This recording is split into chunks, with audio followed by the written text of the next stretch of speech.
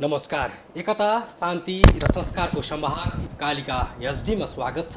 म विप्लव काफ्ले।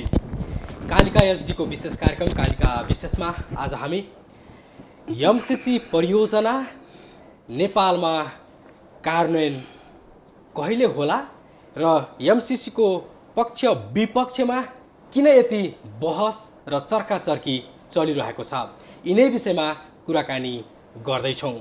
13 महिना पहिलेदेखि संसदमा दर्ता भएर बसेको यो परियोजना अहिलेसम्म पारित हुन सकेको छैन। सत्तारूढ दल नै यसमा अन्योलग्रस्त देखिन्छ।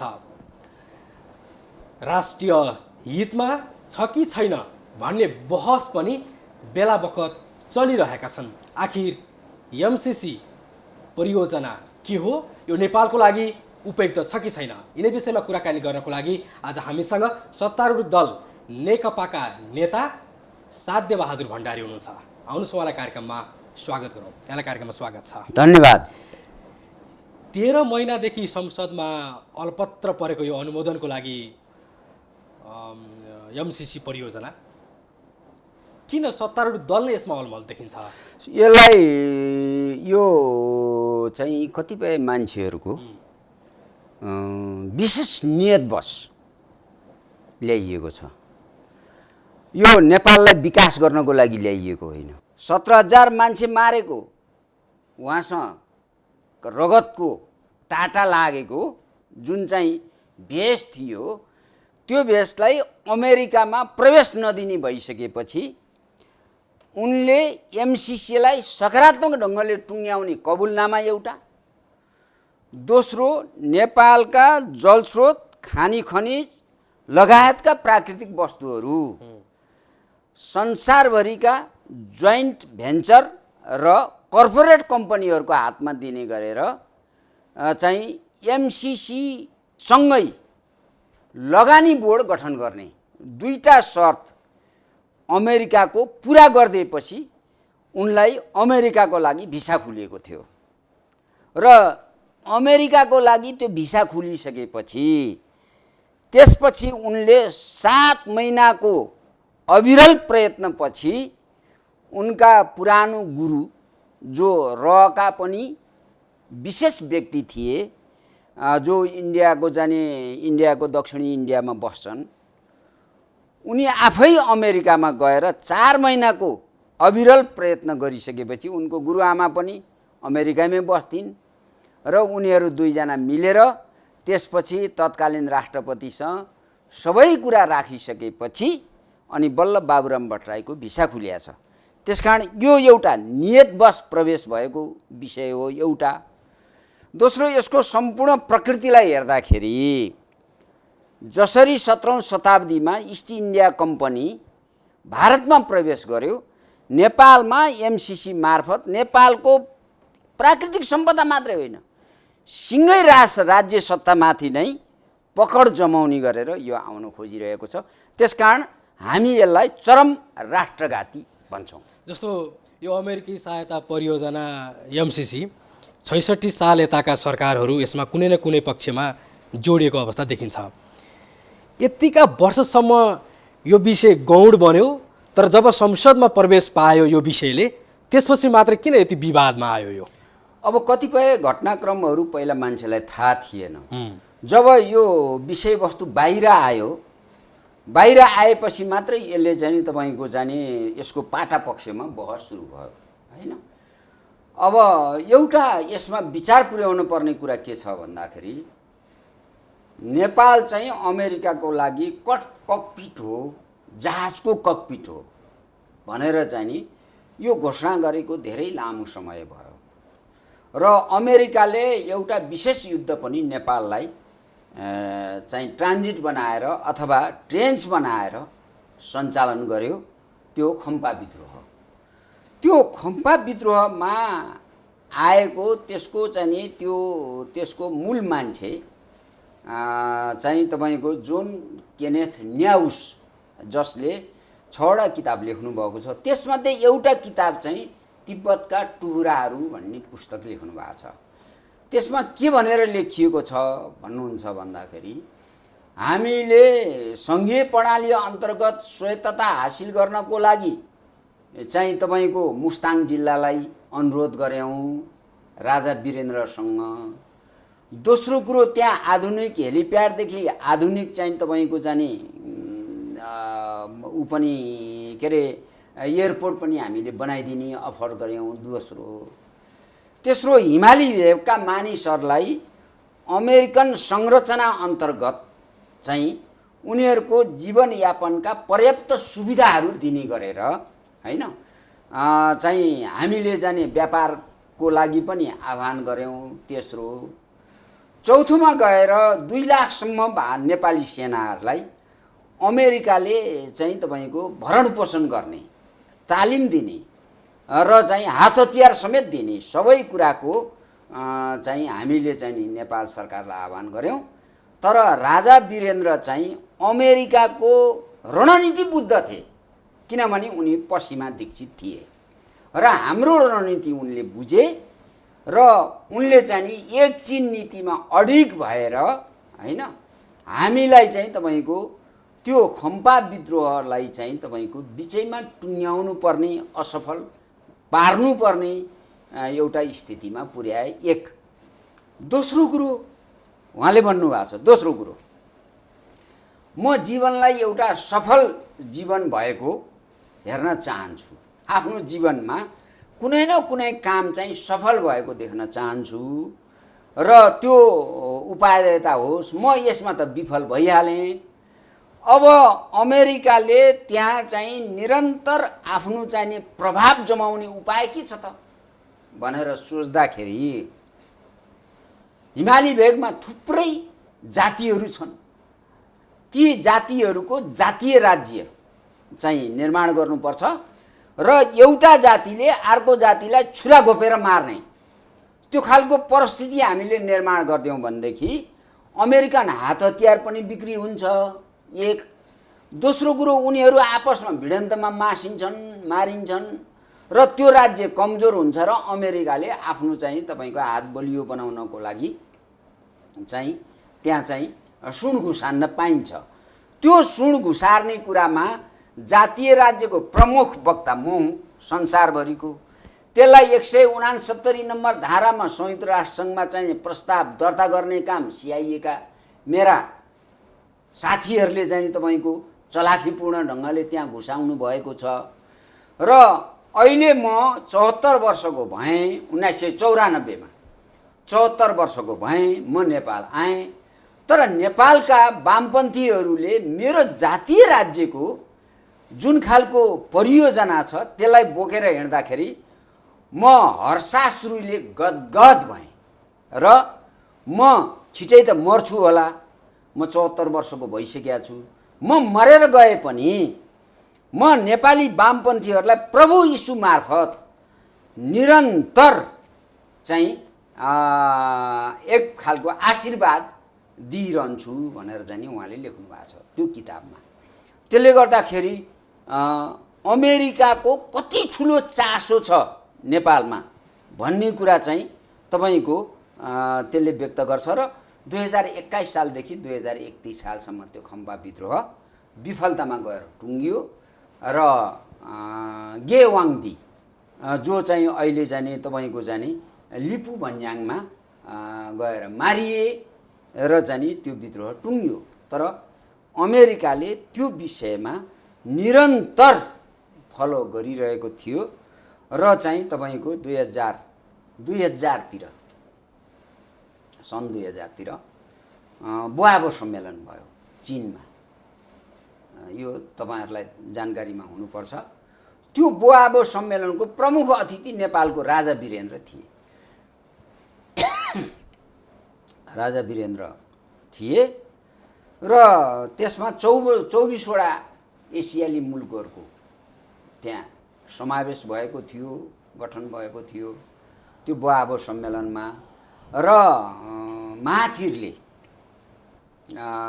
मलेसियाको प्रधानमन्त्री महाथिरले कार्यपत्र पेश गरेका थिए र त्यसको मूल थेम के थियो भन्दाखेरि एसियाली मुलुकभित्र रहेका प्राकृतिक सम्पदा जो भर्जिन अवस्थामा छन् हैन, त्यस्तो कौमार्य अवस्थामा भएका तपाईँको रुबीका भण्डारहरू भए, तपाईँको जाने सुनका भण्डारहरू भए, अब हिराका भण्डारहरू भए, अब यसको दोहन गर्नको लागि युरो अमेरिकनहरूले चाहिँ प्रवेश गर्न खोजिरहेछन्।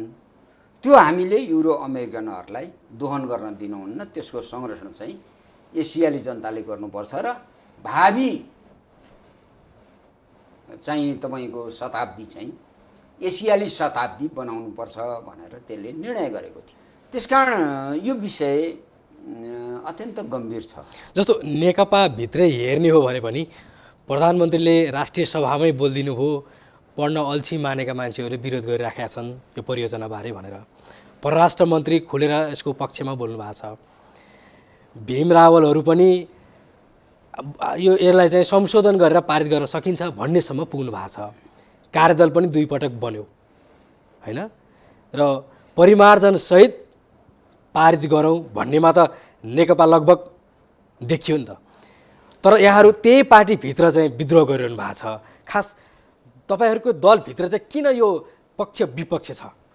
अब पहिलो कुरो त हाम्रो दलमा मात्र होइन, नेपालको सत्तारूढ दलभित्रै हुनु त एउटा नौलो विषय पनि हो नि। नेपालको राष्ट्रिय आन्दोलनमा तपाईँ के देख्नुहुन्छ भन्दाखेरि जब गैर राष्ट्रवादी राष्ट्रघाती कदम र राष्ट्रवादी कदमको बिचमा हुन त जब बहस चल्छ, जब मागाली सन्धि हुने बेला पनि पार्टी फुटेको दृष्टान्तहरू नेपालमा भएका हो। हजुर, तपाईँको जाने त्यहाँ पार्टीको सारा बन्धन तोडिन्छ।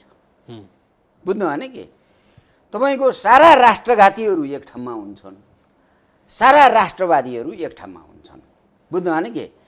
त्यसकारण चाहिँ तपाईँको महाकाली सन्धिमा हेर्नुभयो भने राप्रपा पनि एक ठाउँमा आयो, काङ्ग्रेस एक ठाउँमा गयो र एमाले भित्रका राष्ट्रघातीहरू एक ठाउँमा गए। बुझ्नु भएन के? अहिले पनि तपाईँ हेर्नुहुन्छ भने एमसिसीको विषयमा यो ठुलो पैसाको खेलो छ। यसमा त्यो पैसाको खेलो कति छ भन्दाखेरि परियोजना सम्पन्न गर्नको लागि अमेरिकाले छुट्याएको भने 38 अरब रुपियाँ मात्रै हो।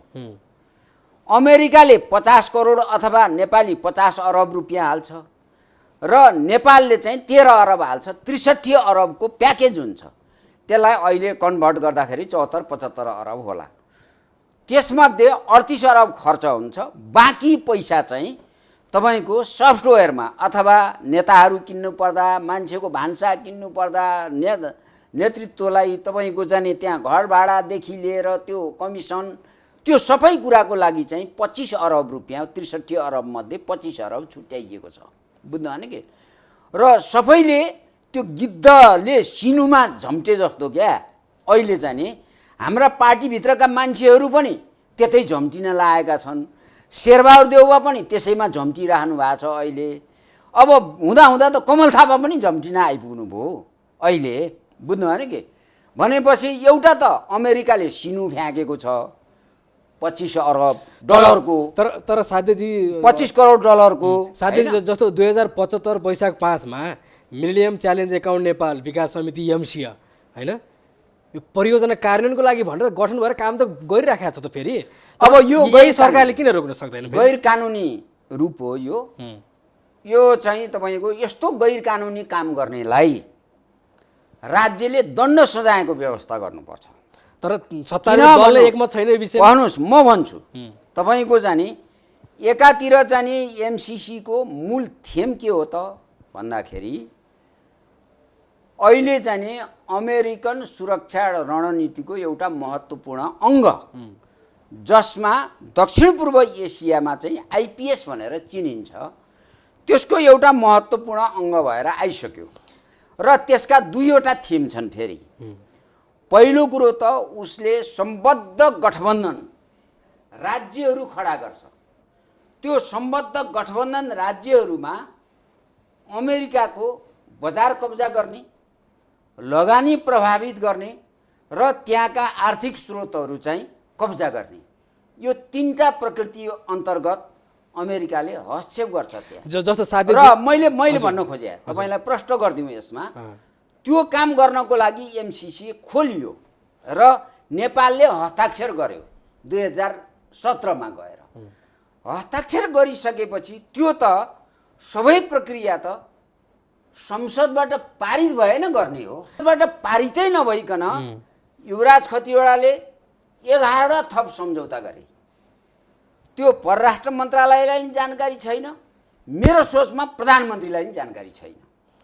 अब दोस्रो कुरा, एमसिसी परियोजना लागू गर्ने सम्झौता पनि अमेरिकासँग गरे। संसदले पारित गरेको छैन, अनुमोदन गरेका छैन। अब एमसिए एकाउन्ट पनि खोल्यो, बुझ्नु भने के, त्यसले तलब खाएर अहिले 1 अरब 60 करोड रुपियाँ चाहिँ त्यसको जाने खातामा बेरोजु छ। त्यो पैसा भराउनु पर्छ यिनीहरूसँग, युवराज खतिवडा लगायतका एमसिएका कर्मचारीसँग त्यो पैसा भराउनु पर्छ राज्यले। र किन त भन्दा संसदबाट अनुमोदन भएको छैन। जस्तो साथीजी जस्तो यो एमसिसी सम्बन्धी जुन एक्ट 2003 मा अमेरिकाले पास गर्यो हैन, 4 मा एमसिसी गठन भयो। तपाईले भनेको कुरालाई म खण्डन गर्दैछु। डोनाल्ड ट्रम्पले आइपिएस बारे चाहिँ सन् 2017 मा नोभेम्बरमा भियतनाममा बोले हैन। अब यो सैनिक गठबन्धनको लागि एमसिसी हो भनेर कसरी हुने? जन्मिनु धेरै पछि पो यो कुराहरू आइराखेको छ त। 2 महिनापछि एमसिसीसँग नेपालमा सम्झौता भएको पछि आएको छ। सम्झौता भएको एमसिसीको सम्झौता भएको 2 महिनापछि चाहिँ तपाईको आइपिएस खोलियो हजुर। खोलिसकेपछि आइपिएसको अबको एमसिसीको सम्पूर्ण परियोजना चाहिँ आइपिएसको अङ्ग हुन्छ भनेर जस्तो अमेरिकन सुरक्षा रणनीति 2017 मा पनि त्यो कुरा उल्लेख भयो, 2019 मा पनि त्यो कुरा उल्लेख भयो। र एउटा छुट्टै बुँदा a free and open Indo Pacific भन्ने एउटा अलग्गै शीर्षक बनाएर हैन चाहिँ अब उपरान्त एमसिसीबाट जति पैसा निश्चित भएका छन् यो सबै चाहिँ तपाईको जाने आइपिएसको अङ्ग भएर मात्रै जान्छ जस्तो भन्ने कुरा त त्यहाँ उल्लेख भइसक्यो। जस्तो आइपिएसको चाहिँ त्यो दस्तावेज हेर्ने हो भने तपाईको अर्बौं जनसङ्ख्या र 35 बढी मुलुकहरूको रहने क्षेत्र भनेर उल्लेख गरेको छ। यति धेरै मुलुक सैनिक गठबन्धनमा सहभागी बन्छन् भनेर आकलन गर्ने अवस्था त छैन। तर हैन म सोच्छु जस्तो जापान, अस्ट्रेलिया, दक्षिण कोरिया हैन, फिलिपिन्स अहिलेसम्म यो सैनिक गठबन्धनमा सहभागी मुलुक हुन्, जबकि भारत समेत यो सैनिक गठबन्धनमा अमेरिकाको सैनिक गठबन्धनमा छैन अहिलेसम्म। तर भारतले सुरक्षा सम्झौता गरिसकेको छ हैन, तर सुरक्षा सम्झौता गरिसकेको छ भारतले अमेरिकासँग। भारत फेरि जाने तपाईको जाने क्षेप्यास्त्र प्रतिरक्षा प्रणालीको तपाईको सदस्य हो। त्यो भएपछि स्वतः अमेरिकन सेना आउनु पाइन्छ। यो आइपिएस त अमेरिकाको सुरक्षाको एउटा अवधारणा हो नि, हामीले यति चिन्ता जनाउनु पर्ने अवस्था हो र? सुरक्षाको दुईटा अवधारणा हुन्छन्। एउटा त सुरक्षा सम्बन्धी अमेरिकाको एउटा ट्रेन्ड के छ भन्दाखेरि पहिला उसले शत्रु राष्ट्र किटानी गर्छ, बुझ्नु भने के। 2000 कै वरपर 2000 देखि 2005 को बीचमा जर्ज डब्ल्यू बुश सेकेन्डले इराक, इरान, सिरिया, क्युबा, उत्तर कोरिया, अफगानिस्तान र म्यानमार 7 वटालाई शत्रु राष्ट्र घोषणा गर्यो। शत्रु राष्ट्र घोषणा गरिसकेपछि जब शत्रु राष्ट्र घोषणा गर्छ अनि आफ्ना सम्पूर्ण गठबन्धनका जुन 28 वटा राज्यको नाटो भन्ने छ नि, गठबन्धनका सेनाहरूलाई शत्रु राष्ट्र घोषणा भएको क्षेत्रमा उसले केन्द्रित गर्छ। र यो दोस्रो चाहिँ तपाईको प्रकारको हस्तक्षेप हुन्छ। पहिलो प्रकारको हस्तक्षेप अवधारणा तहमा हुन्छ, गठबन्धनमा सामेल गर्ने, त्यहाँको सैनिकहरूलाई सुदृढीकरण गर्ने, त्यहाँ चाहिँ आवश्यक हात हतियारको चाहिँ तपाईको जोहो गर्ने, अनि त्यसपछि उसलाई चाहिँ शत्रु राष्ट्रसँग आक्रमणको लागि तयारीको फेजमा लिएर जाने। त्यसपछि दोस्रो चरणमा उसले अमेरिकी सेनाको चाहिँ आवश्यक परेको ठाउँमा सेना नै तैनात गरेछ, आवश्यक नपरेको ठाउँमा उसले चाहिँ ट्रेनिङको व्यवस्था चाहिँ त्यहीँकै सेनालाई अमेरिकन सेनाद्वारा ट्रेनिङ गराएर त्यो देशको विरुद्ध उसले उकास्छ। अब यो आइपिएस अन्तर्गत पनि 4वटा चाहिने राज्य शत्रु राष्ट्र घोषित भएका छन्। चीन, रुस, उत्तर कोरिया, इरान। इरान र उत्तर कोरिया पहिला पनि घोषणा भएका थिए। अब त्यसलाई यसले दोहोऱ्याएर लिएर आयो र थप चाहिँ चीन र रुस भयो। गर्दाखेरि 7वटा पहिला 2टा थप गर्दाखेरि 9वटा भयो। अहिले उसको टार्गेट भेनेजुएलामा लिबियामा पनि छ र लिबियाको अस्तित्व सङ्कटग्रस्त बनाइदिएको छ अमेरिकाले। इराकको अस्तित्व समाप्तै भयो। सिरियाको अस्तित्व अमेरिकन सेनाले गर्दाखेरि सङ्कटग्रस्त अवस्थामा के अब सिद्धिने अवस्थामा गयो। अफगानिस्तानको त अस्तित्वै समाप्त भयो। अब बचेका केही मुलुकहरू जुन छन्, म्यानमारमा तपाईँको सत्ता उलट भयो। आउनासाथ रोहिङ्ग्या मुसलमानहरूमाथि आक्रमण केन्द्रित भयो। क्युबाले अलिकति चाहिँ तपाईँको चलाखीपूर्ण ढङ्गले आफ्ना गतिविधि अगाडि सार्यो। उत्तर कोरियाले त तपाईँको ब्यालिस्टिक मिसाइल नै खडा गरिसकेपछि अमेरिकाले हान्न नसकेको। तर एमसिसी अन्तर्गतको सहयोग लिने मुलुकहरू त 50 को हाराहारीमा छन् फेरि। होइन, अब के हुन्छ त भन्दाखेरि अहिले उसले तपाईँको चाहिँ सम्पूर्ण कुरा एमसिसी अन्तर्गत ल्याउने अनि त्यहाँबाट उसको चाहिँ त्यहाँ नीति, पहिलो कुरा त त्यो नीति हेर्नुहोस्, पहिला बजार कब्जा गर्ने अनि लगानी वृद्धि गर्ने, उसको लगानीको सुरक्षित उसले चाहिँ अमेरिकन केन्द्रित छ, अन्त लगानी गर्दैन। तर अमेरिकालाई आवश्यक परिणाममा त्यही एमसिसीकै डकुमेन्टमा के लेखिएको छ त भन्दाखेरि परियोजना 5 वर्षको लागि छ, तर उसले हस्तान्तरण 20औं वर्ष नगर्न सक्छ। हस्तान्तरण नेपाललाई गर्नुपर्छ भन्ने छैन। डबल सर्किटको ट्रान्समिसन लाइन गोरखपुरसम्म लाने हो र उताबाट भारतको अनुमति लिनु पर्यो। अनि 100 किलोमिटरको बाटो बनाउने हो। 1000 किलोमिटरको बाटोभित्र 100 किलोमिटरको बाटो बनाउँछ उसले र त्यो 1000 किलोमिटरलाई नै गतिविधिमा उसले चाहिँ तपाईँको हस्तक्षेप गर्छ एउटा त।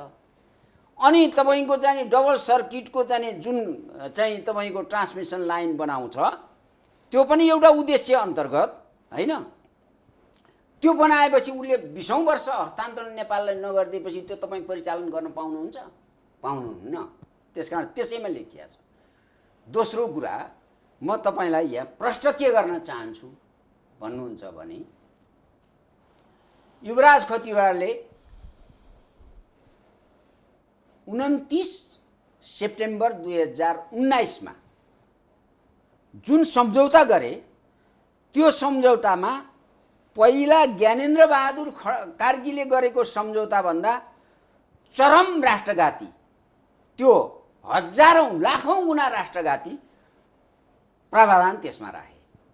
त्यो के हो भन्दाखेरि अमेरिकन सरकार अन्तर्गत चल्ने नयाँ संरचना एमसिए भन्ने गठन गर्ने। त्यो एमसिसीबाट मात्रै चल्छ, त्यो नेपाल सरकारबाट चल्दैन। तर त्यसो सञ्चालक समितिमा पुरै नेपाली नै छन् त फेरि। नेपाली नै भए पनि तपाईँ नेपाली लबेदा सुरुवाल लाउनेले महाकाली बेच्या होइन हो कि होइन भन्नु त? टनकपुर कसले बेच्यो? लबेदा सुरुवाल लाउनेले नै बेच्या होइन हो कि होइन भन्नुहोस् त? अनि के नेपाली भनेर लबेदा सुरुवाल लायो त्यो नेपाली हो भन्ने? उसको मन चिन्न पर्यो नि, आत्मा हुनु पर्यो नि नेपाली, हो कि होइन भन्नु त? तपाईँको जाने दौरो सुरुवालमा नेपालीपन खोजेर हुन्छ र? विवाह सम्झौता कसले गर्यो? एयरपोर्टमा, नेपालको एयरपोर्टमा भारतीय सेना ल्याउने निर्णय कसले गर्यो? यस्ता कतिपय कामहरू त नेपालीहरूले नै गरेका छन् नि। कहाँको भारतीयहरू आएर गर्छन् त? अमेरिकन आएर त गर्दैनन् नि त त्यो त। तर त्यो युवराज खतिवडाले गरेको 3वटा राष्ट्रघाती काम के हो त?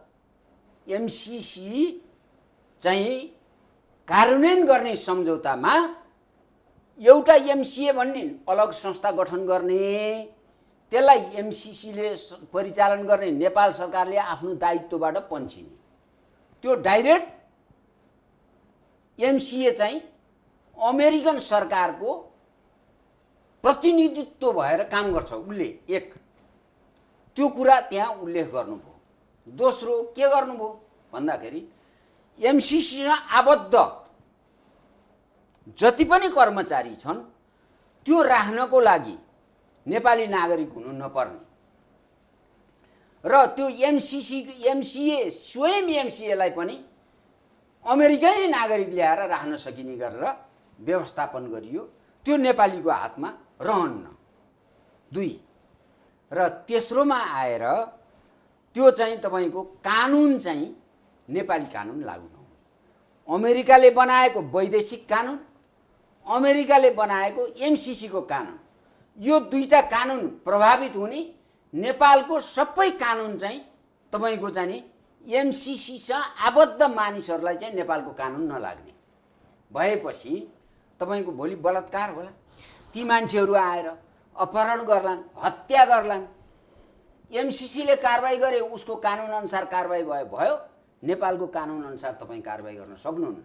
त्यसकारण जाने यस्तो राष्ट्रघाती काम एकातिर भएको छ, यसमा अर्कोतिर के छ त भन्दाखेरि भारत किन गाँसियो त तपाईँले उठाइदिन पर्ने प्रश्न के हो त भन्दाखेरि यो त 120 किलोमिटरको चाहिँ अलग्गै चाहिँ नि तपाईँको ट्रान्समिसन लाइन गोरखपुरसम्म लाने भनिएको छ बुटौलबाट।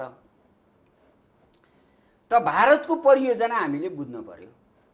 भारतले नेपालको बिजुली किन्दैन, कहिल्यै पनि किन्दैन।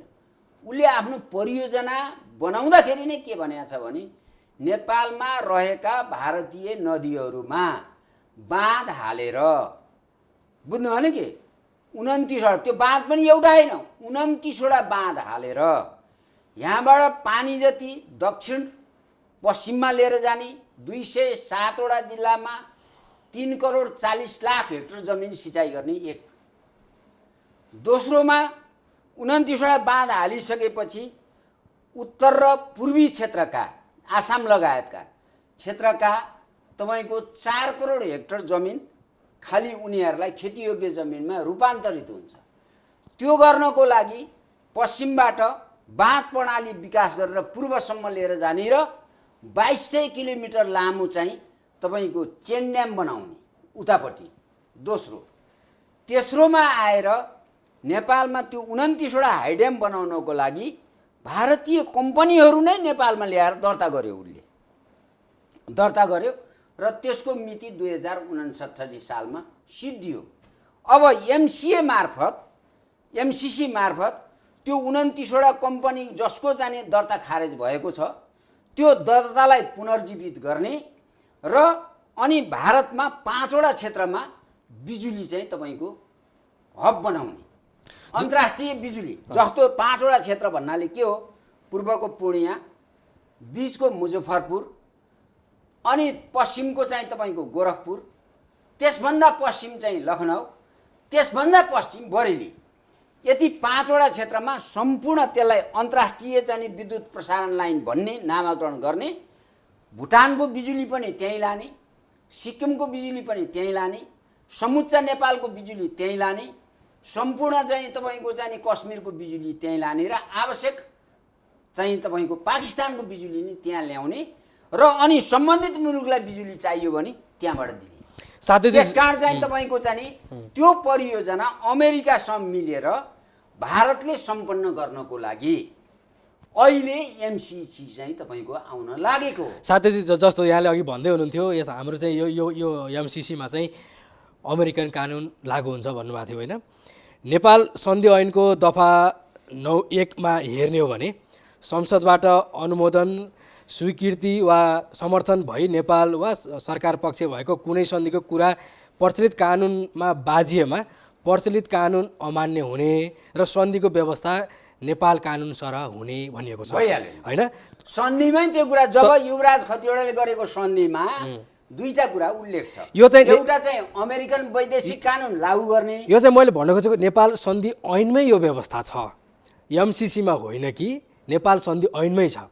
अब यो नेपाल सन्धि ऐन संशोधन गर्नुपर्ने हो के हो। र अर्को कुरा जस्तो हाम्रो विगतलाई पनि हेर्ने हो भने नेपाल र युरोपेली लगानी बैङ्कसँग भएको सम्झौतामा द नेदरल्यान्ड्सको कानुनअनुसार त्यो काम हुने भन्ने खालको स्पष्ट व्यवस्था छ होइन। त्यस्तै तनहुँ जलविद्युतको आयोजना सम्बन्धमा पनि तपाईँको इङ्ल्यान्ड र वेल्सको कानुनलाई गभर्निङ लजका रूपमा चाहिँ हेर्ने भनेर चाहिँ त्यो भएको अवस्था पनि छ। नेपालका कैयन ठुल्ठुला सहयोग अथवा चाहिँ ऋण लिँदाखेरि पनि ती देशको कानुन लागू हुने गरी विगतमा पनि यस्तो अभ्यास नभएको त होइन नि साध्यजी। तपाईँले प्रकृति हेर्नु पर्यो। जस्तो यो सबै चाहिँ विद्युत सम्बन्धी भएका चाहिँ जुन कुराहरू छन् यो त तपाईँको नेपालको विद्युत प्राधिकरणले गरेको हो। पाउनु न, मैले भन्नु खोजेँ जस्तो नेपालमा अहिले एमसिसीमा जति चर्चा परिचर्चा भइराखेको छ, एमसिसी भनेको अमेरिकन कानुन अनुसार लागू हुन्छ, नेपालको कानुन मान्य हुँदैन भनिए पनि गौण विषय त के रहेछ भन्दा नेपालको सन्धि ऐनभित्रै त्यो छुटको व्यवस्था रहेछ। पठाइसकेको छ। त्यो चाहिँ तपाईँको त्यसरी चाहिँ नि राष्ट्रघातीहरूले बनाएका कानुनहरू त्यसरी अब नेपाल सन्धि ऐन चाहिँ संशोधन गर्नको लागि पहल गर्ने कि नगर्ने गर्नुपर्छ। बुझ्नु भएन के? तपाईँको आफ्नो देशलाई कम आँकेर, आफ्नो सार्वभौमिकतालाई खतम गरेर, आफ्नो राज्य र राष्ट्रको भूमिका समाप्त गरेर जति कामहरू भएका छन् त्यो राष्ट्रघातीहरूको चारित्रिक विशेषता हो। त्योसँग पनि हामीले हिट गर्नुपर्छ एउटा त। तर तपाईँले भनेअनुसार जस्तो तनहुँ जलविद्युत आयोजना बनाइसकेपछि, जुनसुकै कानुनले बनाएपछि नेपालको विद्युत प्राधिकरणलाई उसले हस्तान्तरण गर्ने, आफू लिएर जाने होइन। एमसिसी परियोजना पनि 5 वर्षपछि त हस्तान्तरण हुन्छ नै, हुँदैन र? हस्तान्तरणै हुँदैन। त्यो कानुन अनुसारै 5 वर्षभित्र त्यो काम सम्पन्न गर्ने हो। उसले हस्तान्तरण गर्न चाहे हस्तान्तरण हुन्छ, नभए ऊ चाहिँ तपाईँको कालान्तरसम्म अर्को युगसम्म बहन सक्छ, 10औँ वर्षसम्म बहन सक्छ। त्यो अधिकार त्यहीँ प्रत्यायोजन छ त, त्यहीँ खोलिदिएको छ। त्यसो भएपछि तपाईँ त्यहाँको त्यो ट्रान्समिसन लाइनलाई उपयोग पनि गर्न सक्नुहुन्न। र अनि अर्को कुरा के पनि उल्लेख छ भने यदि अमेरिकाको राष्ट्रिय सुरक्षा हित विपरीत कुनै गतिविधि गरेको खण्डमा त्यो एमसिसीको पैसा त आउँदैन नि, उसले तुरुन्तै खारेज गरिदिन्छ। 30 दिनमा त नेपालले पनि त गर्न सक्ने छुट छ त फेरि। होइन, हाम्रा मान्छेले त तपाईँको चाहिँ राष्ट्रघात गर्नको लागि त यत्रो चाहिँ हरकत गरिरहेछन्। यिनीहरूले राष्ट्रियताको प्रवर्धन गर्छन् भनेर तपाईँ सोच्नुहुन्छ? परियोजना लागू भए पनि यदि राष्ट्रिय हितमा देखियो भने त 30 दिन मैले तपाईँलाई भन्छु राष्ट्रिय हितमा कहाँ देख्नुभयो? गोरखपुरबाट बुटौलसम्म लाइन लानेमा राष्ट्रिय हित देख्नुभयो कि? अथवा उसले चाहिँ तपाईँको 1000 किलोमिटर सडकमा 100 किलोमिटर सडक बनाउँदाखेरि तपाईँको भाङ्राको टोपीलाई गुँयेलाको फुल कि 1000 किलोमिटर पूर्व पश्चिम राजमार्ग बनाउने भए एउटा कुरा हुन्थ्यो। तपाईँको आधुनिक सहर बनाउने, त्यो पनि 200-300 मिटरको चाहिँ तपाईँको फराकिलो बनाउने, भोलि चाहिँ आवश्यक पर्दा प्लेन चाहिँ तपाईँको चाहिँ त्यहाँ ल्यान्ड गर्न सकिने गरेर बनाउने र त्यो 100 किलोमिटर मात्रै बनाउने, त्यो पनि गोरुसिङ्गेबाट जाने तपाईँको जाने धानखोला हुँदै जाने दाङसम्म लिएर जाने भनेपछि त्यो 100 किलोमिटर भने कहाँ मिला त? गोरखपुरसँग टार्गेट गरेको छ कि छैन त्यसले? गोरखपुरसँग समायोजन गरेको छ कि छैन त्यसले? बुझ्नु भएन कि? त्यसकारण जाने भारतको नीति पनि हेर्न पर्यो। हामी नेपालको विद्युत लिँदैनौँ भनेका छन् उनीहरूले। हामी नेपालमा भएका सबै परियोजनाहरूमा भारतीय लगानी भित्र्याउँछौँ। भारतीय लगानीबाट निक्लेको बिजुली हामी लिएर जान्छौँ। यो वर्तमान सरकार चाहिँ किन एमसिसीको पछि लागेको छ उसो भने? चारित्रिक विशेषता। तपाईँहरूको तपाईँलाई थाहा छ 62 अरब रुपियाँ, यो त 63 अरबको कुरा हो। 62 अरब रुपियाँ त हाम्रो कहाँ छ पैसा? तपाईँको चाहिँ अल्मलिएर बसेको, राजस्व उठाउन नसकेर होइन, एनसिएलमा छ। एनसिएलमा त्यहाँ गडबडी भएर बसिरहेछ। त्यो पैसा उठाओस्। 14 अरब रुपियाँ सर्वोच्च अदालतले फैसला गरेका तपाईँको त्यो चाहिँ तपाईँ जरिवाना उठाउन बाँकी छ। 14 अरब रुपियाँ। बुझ्नु भएन के? 6 अरब रुपियाँ त चिनिया जहाज ल्याउँदाखेरि केही व्यक्तिको स्वार्थको लागि घाटा पुर्याइएको छ र ग्राउन्डेड भएर बसेको छ। ग्राउन्डेड भएर 6 अरब रुपियाँको वाइट बडीको केसहरू छन्। यस्ता खरबौँ रुपियाँ आफ्नो जाने पानी सर बगेको छ।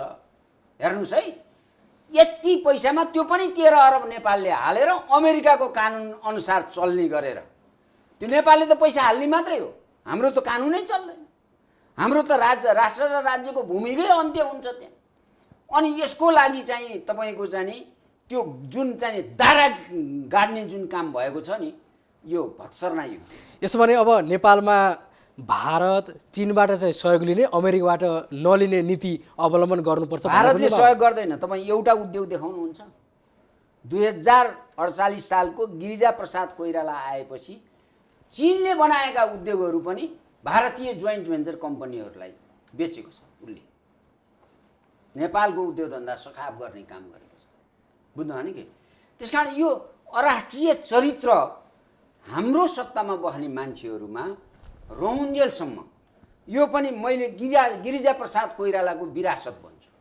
गिरिजा प्रसाद कोइराला 2048 सालमा पुनर्स्थापित हुनासाथ उनले राष्ट्रघाती काम टनकपुरबाट सुरु गरे भ्रष्टाचारको काम लाउडा धमिजाबाट सुरु गरे त्यसपछि तपाईको सीमा अतिक्रमण भएका क्षेत्रहरूको सीमा लिनुको सट्टा क्विक डिप्लोमेसी अपनाउने भनेर भने फेरि उनी 57 सालमा तपाईको जाने अनि मदन भण्डारीको मृत्युपछि अनि उनको तपाईको त्यो साख घटेर गयो गिरिजाकै कालमा त्यसपछि फेरि 57 सालमा गिरिजा पुनर्स्थापित भए कृष्णप्रसाद भट्टराईको 5 वर्ष कार्यकालको ठाउँमा 10 महिना पनि टिक्न दिएनन् गिरिजा आए तुरुन्त नागरिकता विधेयक भारतीयहरूलाई 40 लाख नागरिकता दिने विधेयक लिएर आयो गिरिजाले त्यसपछि सुडान घटना घट्यो त्यसपछि दरबार घटना घट्यो त्यसपछि फेरि अस्ताए गिरिजा त्यसपछि फेरि माओवादी जनयुद्धमा टेकेर 10 वर्ष जनयुद्धमा टेकेर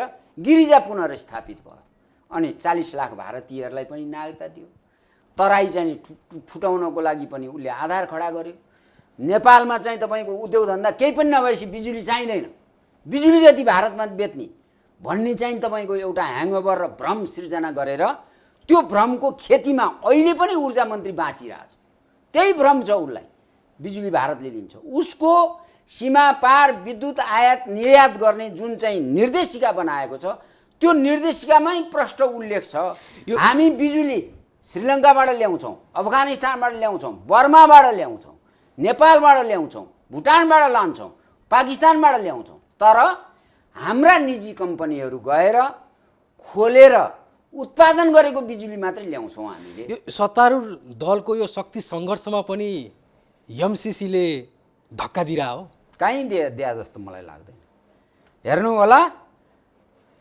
नेकपाका दुईटै अध्यक्षहरू एक ठाउँमा घाँटी जोड्न आइपुग्छन् एमसीसीको बारेमा तपाईले भनेको थियो भन्नु होला किनभनेदेखि तर त्यसबाट बाबुराम भट्टराईले खोलेको बाटोबाट तर अहिलेसम्म त एमसीसीको बारेमा प्रचण्ड बोलेको त सुनेको छैन नि खास तपाईले सुन्नु भएको छैन किन बोल्नु भएन तपाईँ आफै अनुमान लगाउनु न किन बोल्नु भएन विमति थियो भने त बोल्नुहुन्थ्यो होला नि माधव नेपाल बोल्न सक्ने यो गलत छ भनेर झल्ला खनाल कार्यदल बनाएर चाहिँ त्यो नेतृत्व लिन सक्ने अनि त्यहाँबाट वामदेवले यो गलत छ लागू गर्न हुन र बोल्न सक्ने तर उहाँले बोल्न नसक्ने के कारण पर्यो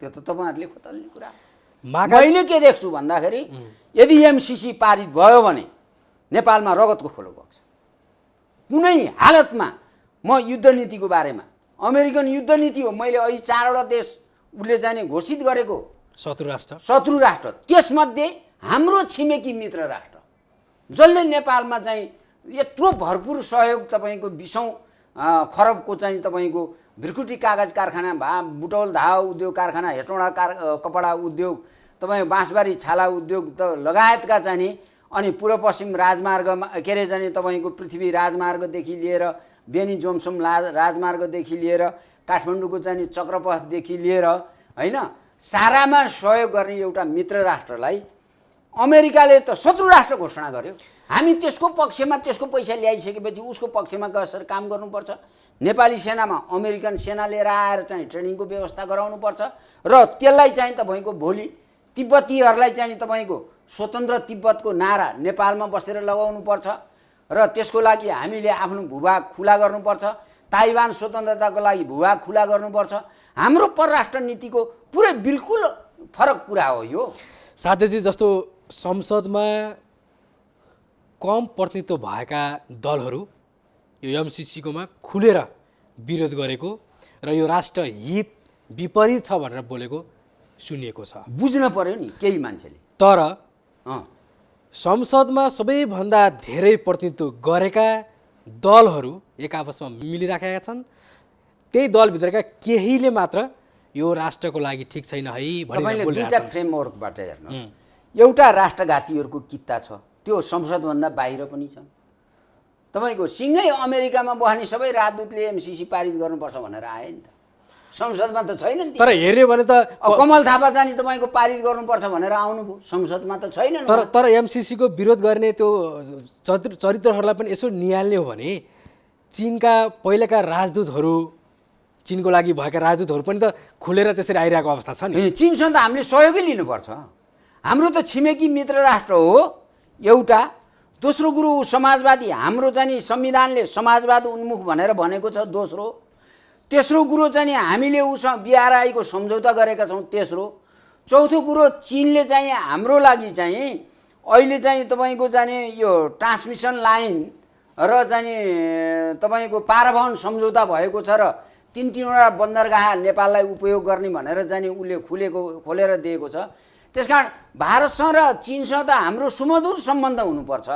हामी मात्र के हो त भन्दा भारतसँग हाम्रो गुनासो कहाँ हो भने हाम्रो राष्ट्रमा जो मान्छे चाहिँ सत्तामा लिएर आयो त्यसद्वारा राष्ट्रघात गराउने जुन भारतको ट्रेन्ड हो, हामीले त्यसको मात्रै विरोध गरे हो। बुझ्नु भएन कि हामी त मैत्रीपूर्ण सम्बन्ध चाहन्छौँ। हाम्रो तर्फबाट भारतलाई पनि सुख सुविधा होस् होइन, राम्रो होस् भन्ने चाहन्छौँ। चीनलाई पनि राम्रो होस् भन्ने चाहन्छौँ। अन्तिममा साध्यजी, एमसिसी अब परिमार्जनसहित या यथास्थितिमा पारित हुने, अनुमोदन हुने सम्भावना कतिको देख्नु भएको छ यहाँले? यो पारित हुँदैन, यसलाई खारेज हुन्छ। एमसिसीको सिङ्गो चाहिँ तपाईँको संरचना नै राष्ट्रघाती भए हुनाले तपाईँको त्यहाँ एक दुईवटा बुँदा राष्ट्रवादी बनाएर राष्ट्रवादी हुँदैन। त्यो एमसिसी सिङ्गै ओरिएन्टेसन चाहिँ राष्ट्रघाती छ होइन। हामीले यसको मतलब अमेरिकन सहयोग लिने भने होइन, नलिने भने होइन। हामी अमेरिकाको पनि सहयोग चाहन्छौँ होइन।